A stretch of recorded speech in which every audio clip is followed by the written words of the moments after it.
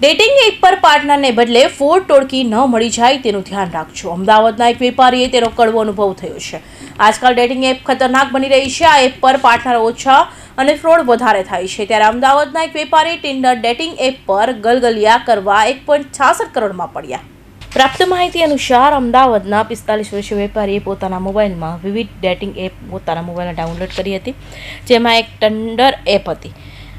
એ Tinder app પર વેપારીનો સંપર્ક કરી દિલ્હીની એક મહિલા સાથે થયો હતો. મહિલા સાથે વાતચીત થયા બાદ વેપારી દિલ્હીમાં રહેતી મહિલાને મળવા ગયા હતા. જોકે ત્યાં ડીપીમાં બતાવેલી મહિલા કરતાં અલગ મહિલા હતી. આ બાબતે પૂછતા વેપારીએ મહિલાએ કહ્યું કે તેની ઓળખ છતી ન થાય તે માટે તેને ખોટો ફોટો મૂક્યો હતો. આ બાદ અમદાવાદના વેપારીને મહિલાનો સંપર્ક વધવા લાગ્યો હતો. મહિલાએ તેને દિલ્હીથી હોટલ બોલાવી હતી.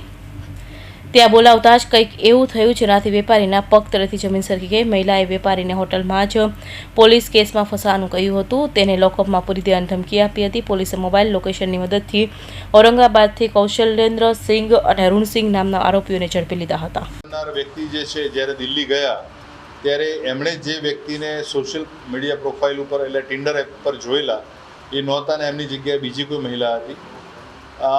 એ સમય દરમિયાન એ મહિલા અને જ્યારે લોકો બંને હોટલમાં હતા ત્યારે અચાનક જ એ મહિલાએ એવો આક્ષેપ મૂક્યો કે આ માણસે મને મારી છે, મારી સાથે ગેરવર્તન કર્યું છે. એટલે એ સાથે નીચે આવ્યા ત્યારે અગાઉથી જ નક્કી કરેલી ટ્રેપ મુજબ ત્યાં આ જે મહિલા જે છે એના મિત્રો પોલીસ સ્ટેશને લઈ જવાની ધમકી આપી. આબરૂ જે છે સમાજમાં અથવા તો જે પ્રકારે ઘરમાં એક પ્રકારનો માન મોભો હોય જાળવવા માટે આ ભોગ બનનાર વ્યક્તિએ ક્રમશઃ કુલ 1,60,00,000 રૂપિયા જેટલી રકમ આ આરોપીઓને આપેલી છે.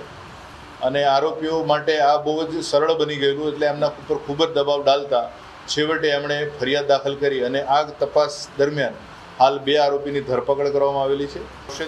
કૌશેન્દ્ર કુમાર અનિલ અવધેસિંહ કે જે ઔરંગાબાદ જિલ્લો છે બિહારનો, ત્યાંના દધપા ગામના વતની છે.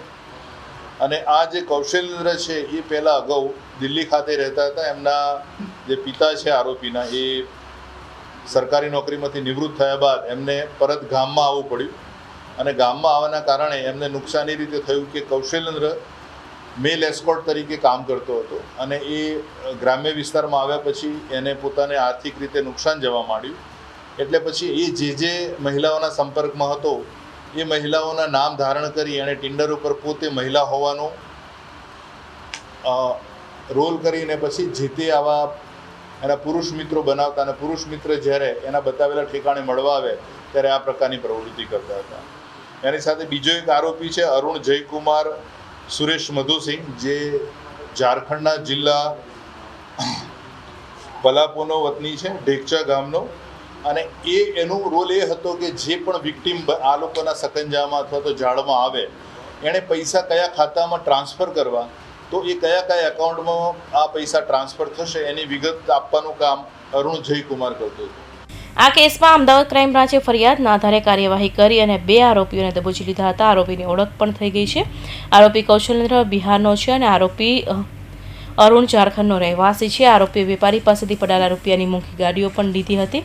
આ કાંડનો માસ્ટર માઇન્ડ કૌશલેન્દ્ર છે, કારણ કે તે ટિન્ડર પર મહિલાઓની ફેક આઈડી બનાવીને લોકોને ફસાવતો હતો, જ્યારે બીજો આરોપી પીડિતો પાસેથી પડાવેલા રૂપિયાને સગેવગી કરતો હતો. આ બંને આરોપીઓ સામે પોલીસે કાર્યવાહી શરૂ કરી દીધી છે.